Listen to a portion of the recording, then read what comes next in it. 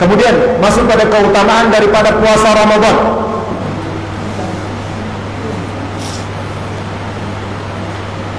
Yang pertama,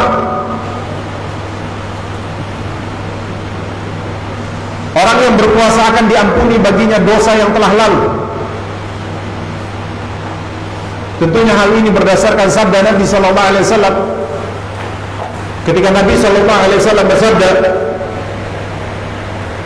"Man shoma Ramadan imanan wa ihtisaban ghufira lahu ma taqaddama min dhanbi."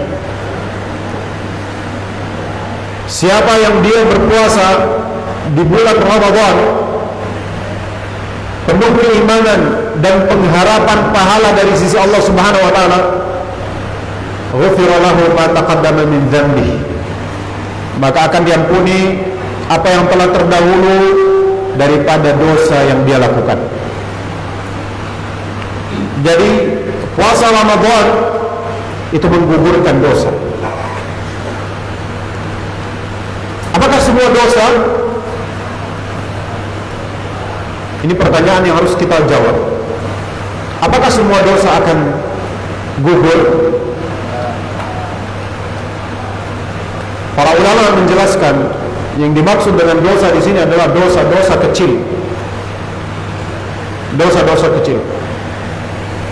Adapun dosa besar maka membutuhkan kepada taubat. Taubatan nasuha. Kalau dosa-dosa kecil maka akan diampuni oleh Allah Subhanahu wa taala dengan setiap kebaikan yang dilakukan oleh seseorang. Misal kalian baca Quran, kalian berjalan menuju masjid, kalian melakukan kebaikan apapun itu, maka itu sebagai penggugur dosa. Baik ya? Allah a'lam bishawab. Dan yang digugurkan itu adalah dosa-dosa kecil. Adapun dosa besar, maka Allah a'lam bishawab pada pendapat yang sahih tidak terhapus kecuali dengan taubat. Maka kalau ada dosa besar seperti orang makan riba, berzina, kemudian mengurangi timbangan, ataupun selain daripada itu, daripada dosa-dosa besar, maka membutuhkan kepada taubat, taubatan nasuha. Dia tidak akan otomatis gugur dengan apa? Puasa. Jadi yang dimaksud daripada dosa di sini, dosa yang telah lalu adalah dosa-dosa kecil. Apa? Kapan dosa atau ciri-ciri daripada dosa besar itu apa? Pertanyaan kan seperti itu juga ya. Ciri-ciri dosa besar itu apa? Kata para ulama, ciri daripada dosa besar itu yang pertama, terdapat padanya ancaman berupa neraka ataupun siksa, baik di dunia maupun di akhirat. Itu yang pertama. Yang kedua, adanya ancaman dengan laknat dari Allah.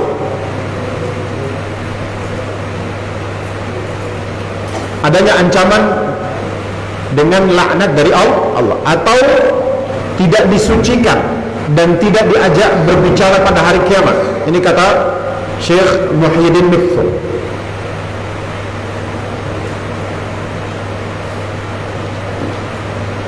Atau para ulama berijma akan perbuatan dosa tersebut adalah sebagai dosa besar. Allah a'lam bishawab. Maka kalau tidak ada perkara-perkara yang kita sebutkan ini dalam sesuatu perbuatan yang disebut sebagai perbuatan dosa, berarti dia termasuk kategori dosa kecil. Baik ya? Apakah dosa kecil bisa menjadi dosa besar? Ya, bisa. Ketika dilakukan dengan meremehkan dosa tersebut. Contoh, biasa ya, orang duduk begini, mohon maaf, wanita yang bukan mahram lewat, cuman lihat ja gitu ya. Cuman apa? Cuman lihat ja, lihat. Tapi lihatnya lama gitu lihatnya. Cuman lihat ja. Melihat wanita yang bukan mahram dan tidak menundukkan pandangan itu dosa. Melihat wanita yang bukan mahram dan tidak menundukkan pandangan itu dosa. Ya, kan biasa kan kita kan di masyarakat kita kan seperti itu. Cuma lihat ja. Enggak apa deh, cuma lihat ja. Ketika meremehkan seperti ini, maka dosa yang tadinya dosa kecil, maka dia berubah keadaannya menjadi dosa besar. Faham ya? Ya seperti itu. Allahu a'lam bishawab. Jadi seperti itu ya. Allahu a'lam bishawab.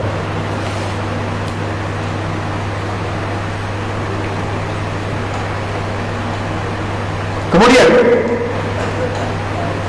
jadi itu keutamaan puasa yang pertama ya, yaitu akan diampuni dosanya yang telah lalu. Itu daripada dosa-dosa kecil. Adapun dosa besar membutuhkan kepada taubat. Berarti di sini harus terpenuhi syarat taubat itu. Yang pertama apa? Menyesali, berjanji tidak mengulangi lagi, harus ikhlas, ya, harus dilakukan pada waktu diterimanya taubat. Kalau ada hak orang lain maka harus ditunaikan hak orang tersebut. 5 syarat. Allah alam bisa. Baik. Kemudian yang kedua, di antara keutamaan puasa adalah milik Allah Ta'ala dan Allah yang akan membalasnya. Allah yang akan membalasnya. Ini menunjukkan bahwa puasa itu memiliki kedudukan yang sangat mulia dan ini keutamaannya. Kemudian yang ketiga, puasa adalah benteng penjaga dan penghalang bagi orang yang berpuasa. Benteng daripada perbuatan buruk dan keji. Ya, makanya Nabi SAW bersabda menjelaskan terkait dengan seorang pemuda. Ketika Nabi mengatakan, ya ma'syaral syabab, wahai para pemuda, man istata'a minkum al-ba'ata falyatazawwaj. Kata Nabi SAW, wahai para pemuda, jika ada salah satu daripada kalian dia sudah mampu untuk menikah, di sini maksudnya dia dah baligh, dia syahwatnya menggebu-gebu, dia sudah punya penghasilan, bisa menafkahi, al-ba'ata falyatazawwaj, maka hendaklah dia berpuasa. Jika dia belum mampu, kata Nabi, fa'alaihi bisiyam, maka hendaklah dia puasa. Kenapa? Karena puasa itu akan menurunkan tingkat keburukan dan hawa nafsu yang ada dalam dirinya. Salah satunya adalah syahwat yang menggebu-gebu, yang mengantarkan dia kepada perbuatan yang buruk. Allah alam. Makanya Nabi mengatakan, uswamu jannah, puasa itu jannah. Dia sebagai benteng daripada segala bentuk keburukan maupun benteng daripada siksa api neraka. Allah alam bisa. Kemudian yang keempat, orang yang berpuasa akan memiliki bau mulut yang wangi, lebih wangi daripada misik kelak di hari kiamat. Kalau pas dia puasa bau naga, kalau dia puasa bau apa? Pas puasanya. Tapi kalau di akhirat nanti, ini sebagai salah satu tanda ya orang-orang yang berpuasa itu adalah apa? Mereka memiliki bau mulut yang wangi, lebih wangi daripada misik di hari kiamat. Nabi SAW bersabda, walladhi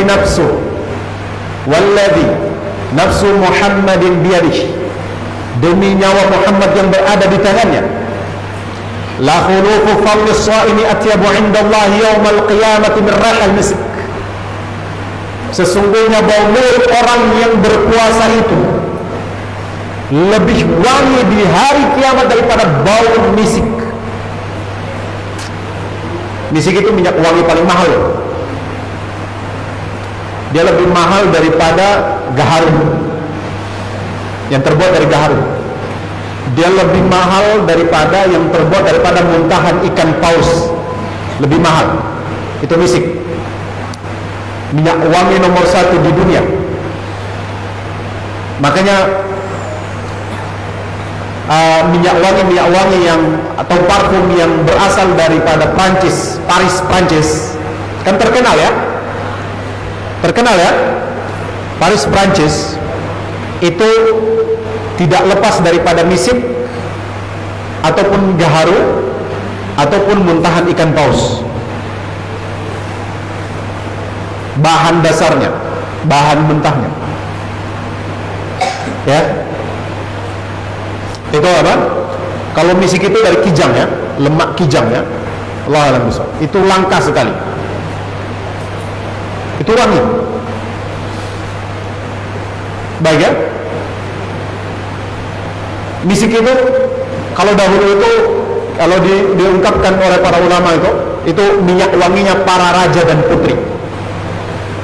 Jadi kalau para kuli seperti kita kalau ada orang jual di toko parfum misik, ketahuilah bahwasanya itu bukan misik. Itu cuman campuran yang dicampur kemudian dia memiliki bau seperti misik saja, tapi bukan misik. Allah Akbar. Namanya saja yang misik, tapi hakikatnya bukan misik. Al-ibratu bil haqaiq walaysa bid-da'wah. Mengambil ibrah itu dengan hakikat, bukan penamaan. Baik. Allah a'lam bishawab. Jadi misik itu bahkan 1 mili saja itu bisa harganya, kalau aslinya itu wallah a'lam bishawab. Kalau dulu yang pernah Anda dengar itu bukan ratusan ribu lagi. Biasanya yang nomor wahid itu bisa jutaan rupiah satu juta. Jadi kalau antum cuman gaji 3 juta nak beli misik kere awamku. Baik ya. Jadi lebih wangi kata Nabi sallallahu alaihi wasallam, khuluful fami shaimi atyabu 'inda Allah yaumal qiyamah min rihil misk. Sungguh bau mulut orang yang berpuasa itu lebih wangi, kata Allah. Nabi SAW. Lebih wangi daripada bau misik di hari kiamat. Di hari kiamat itu lebih wangi. Itu tanda daripada tanda orang yang berpuasa di hari kiamat. Ya. Allah a'lam bishawab. Kalau antum di dunia ketika nanti masuk bulan Ramadan, antum amin wadah. Atau pas siang-siang antum sholat baca, nah orang nak pingsan sebelah kawan. Apalagi kalau tidak sikat gigi, orang Ambon bilang abato.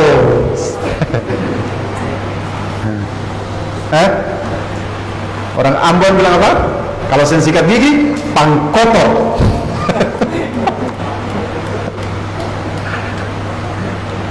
Atau badaki. Kalau orang Melayu apa? Kotor itu apa? Cerobok. Baik. Kemudian di antara keutamaan puasa, orang yang berpuasa memiliki 2 kebahagiaan, yakni ketika dia berbuka dan ketika bertemu Allah Ta'ala.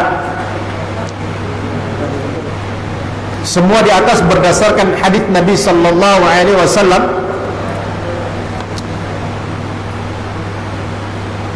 yang diriwayatkan oleh Imam Muslim dan Imam Bukhari dari jalan sahabat Abu Hurairah. Kemudian yang keenam, Allah menyiapkan 1 pintu khusus bagi orang-orang yang berpuasa. Pintu tersebut dinamakan pintu Ar-Rayyan. Pintu apa? Ar-Rayyan. Ada nama Rayyan di sini? Ada ke? Dan ada. Sebagaimana yang diriwayatkan daripada Sahal bin Sa'id, Nabi SAW bersabda, sesungguhnya inna fil jannah, kata Nabi SAW, sesungguhnya di dalam surga itu atau di surga itu terdapat sebuah pintu. Inna fil jannati baban yuqalu lahu ar-Rayyan. Jangan main, belum tahu orang Ambon itu garang kan? Jangan main.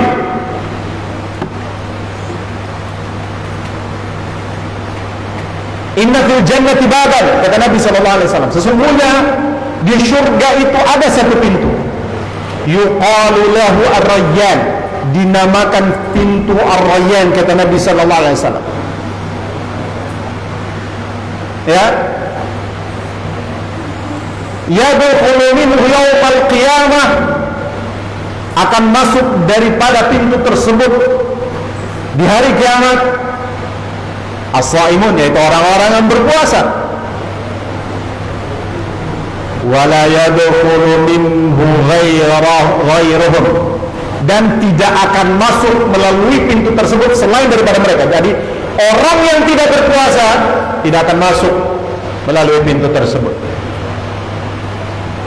Jadi ini pintu yang dikhususkan bagi orang-orang yang berpuasa, dan ini menunjukkan keutamaan daripada puasa Ramadan.